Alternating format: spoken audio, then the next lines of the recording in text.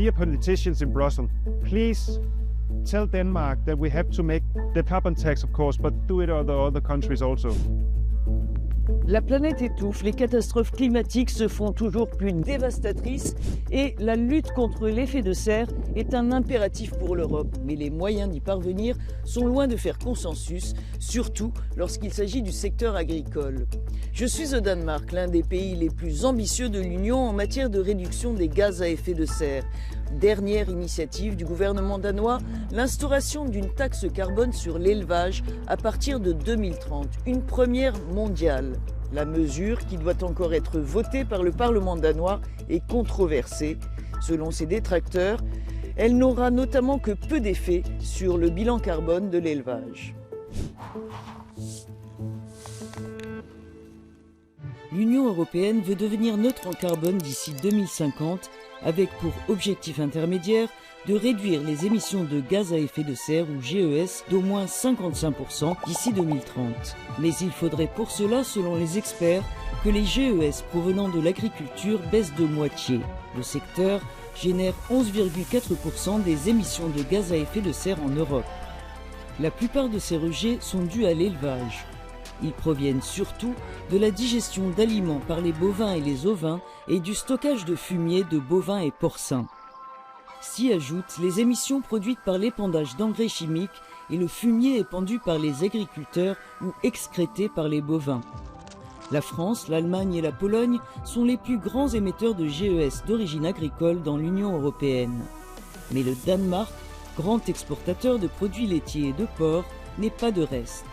L'élevage y est la deuxième source d'émissions de gaz à effet de serre du pays, après l'énergie.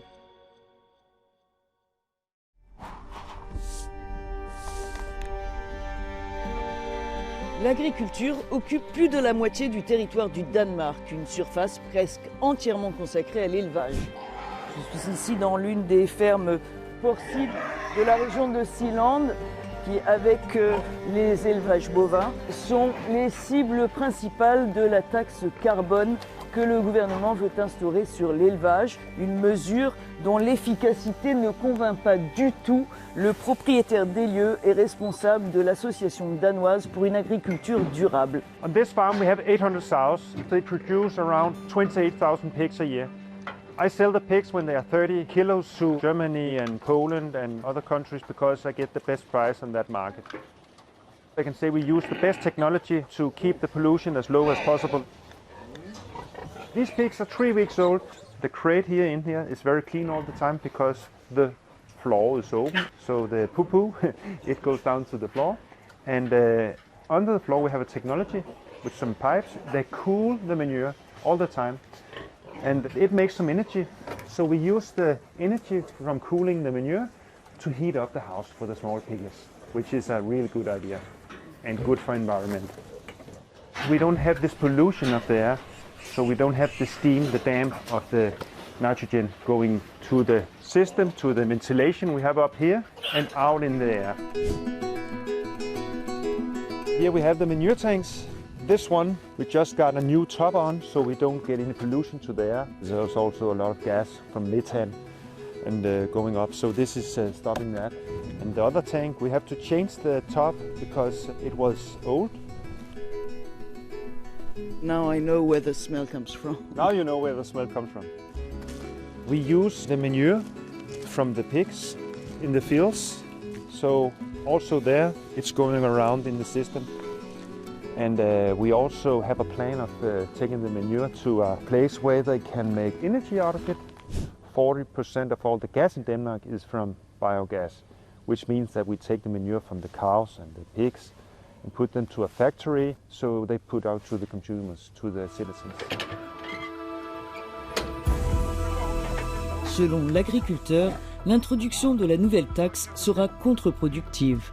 Everybody, especially Danish farmers, we want to be the greenest and the best. If we get the tax, we will have problems to keep doing that because we cannot invest in the green technology.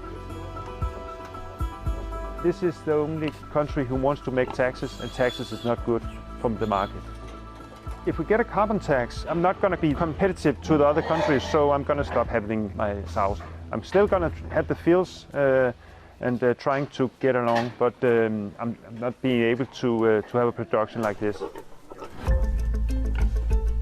Do you have one question to ask to Brussels? Yeah.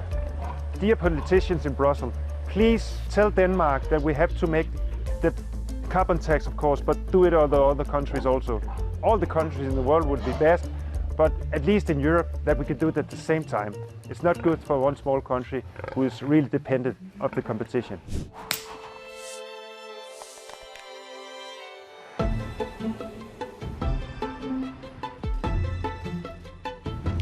Le Parlement danois, derrière moi, doit bientôt voter sur la nouvelle taxe que le gouvernement veut instaurer sur les émissions de gaz à effet de serre de l'élevage. De quoi inspirer l'Europe ? Bruxelles a en tout cas renoncé à une tarification du carbone d'origine agricole. Des points que j'ai soumis à l'une des expertes du Conseil scientifique consultatif européen sur le climat à Copenhague. If we look at the emissions from agriculture in Europe, since 2005, very little have happened in terms of reducing emissions. And one of the reasons is that there's no incentive for farmers to do so. So if you think, for example, of how you handle manure, technologies to treat it better, they're costly. Mm-hmm. If you actually had a gain by paying, in the Danish context, less of a tax by installing these things, you would have an incentive to actually install it. There are some farmers in Denmark who do not agree with this new tax, and they say that as long as the EU is not harmonized in this field, it will create a competitive disadvantage for Danish farmers who will eventually move out. So do they have a point?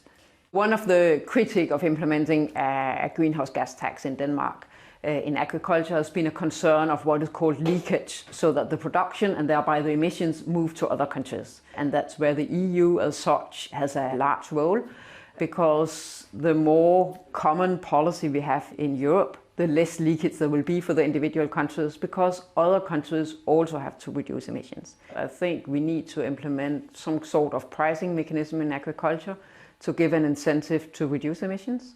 And the other thing is to look into the common agricultural policy and see how we can revise that, because as it is today, a large amount of the subsidies are going to greenhouse gas intensive productions and not to less carbon intensive production forms.